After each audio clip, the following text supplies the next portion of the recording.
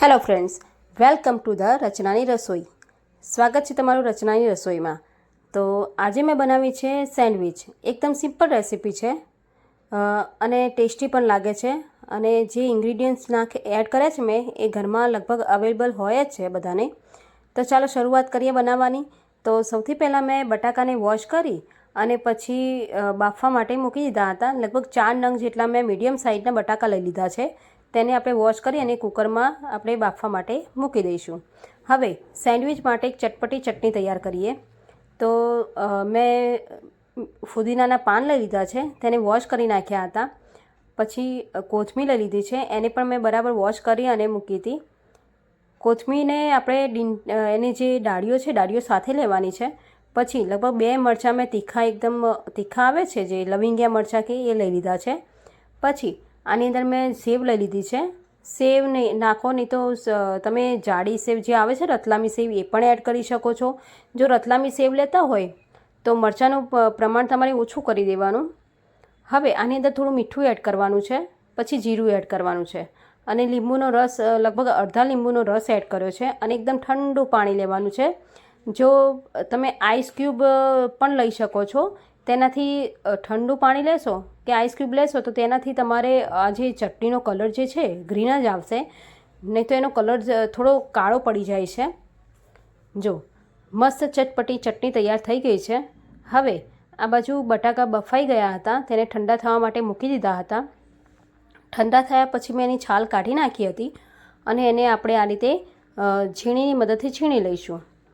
હવે તેની અંદર મેં જે શિમલા મરચું આવે છે લગભગ 2 નંગ જેટલા શિમલા મરચાં લીધા છે, એને ઝીણા કટ કરી નાખ્યા હતા, એ એડ કર્યા છે. ડુંગળી મેં લગભગ એક નાની સાઇઝની ડુંગળી લીધી હતી અને ઝીણી કટ કરી હતી, એ પણ આમાં એડ કરી છે. અને ઝીણા કટ કરેલા ટામેટાં લઈ લીધા છે. આની અંદર તમે મનપસંદ વેજીટેબલ તમે એડ કરી શકો છો. જો ગાજર, બીટ બધા વેજીટેબલ તમે એડ કરી શકો છો. પછી મેં સેન્ડવિચ મસાલો એડ કર્યો છે.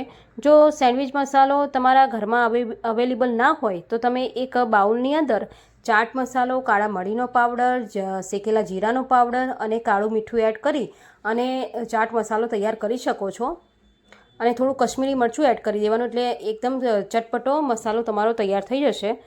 પછી આની અંદર મેં થોડું મીઠું એડ કર્યું છે, સેન્ડવિચ મસાલો એડ કર્યો છે અને દાબેલીનો જે મસાલો તૈયાર કર્યો હતો મેં મારી રેસીપીમાં એડ છે જ કે દાબેલીનો મસાલો મેં કેવી રીતે બનાવ્યો છે. તો એ મસાલો મેં આમાં એડ કર્યો છે, એટલે ચટપટો મસાલો તૈયાર થઈ ગયો છે આપણો સેન્ડવિચનો માવો. હવે આપણે એક બ્રેડની સ્લાઇસ લઈ લેવાની છે. તેની અંદર આપણે થોડું જે ચટણી હતી ચટણી સ્પ્રિંકલ કરી દેવાની છે. પછી આપણો જે માવો છે એ માવો થોડો થોડો કરીને એડ કરવાનો છે. વધારે પડતો માવો એડ નથી કરવાનો, નહીં તો આપણો જે બ્રેડ છે એ થોડી ઢીલી પડી જાય છે. હવે આ ચટણી જે છે એ બીજી સ્લાઇડ જે મેં બ્રેડની લીધી છે એની પર મેં સ્પ્રિંકલ કરી દીધી છે. પણ ચટણી બહુ તીખી છે એટલે મેં થોડી થોડી જ એડ કરી છે. તમે તમારા ટેસ્ટ મુજબ કરી શકો છો. હવે સેન્ડવિચ મેકર લઈ લેવાનું છે. તેની અંદર આપણે થોડું તેલ એડ કરવાનું છે અને આ જે બ્રેડ આપણે તૈયાર કરી હતી સેન્ડવિચ એ આપણે આની અંદર મૂકી દેવાની છે અને એને ધીમા આપણે શેકાવા દેવાનું છે. જો 5 મિનિટ પછી જોશો તો એકદમ ક્રિસ્પી આપણી સેન્ડવિચ તૈયાર થઈ ગઈ છે. હવે એને બહાર કાઢી દઈશું. પછી આને આપણે કટ કરી દેવાની છે. જો બંને બાજુ કેટલો મસ્ત કલર આવી ગયો છે અને તમે એક વખત જરૂરથી આ ટ્રાય કરજો. સેન્ડવિચ બહુ ટેસ્ટી લાગે છે. હવે તેને આપણે સર્વ કરીશું. આ સેન્ડવિચ નાના મોટા બધાને સૌને ભાવશે. તો તૈયાર છે સેન્ડવિચ.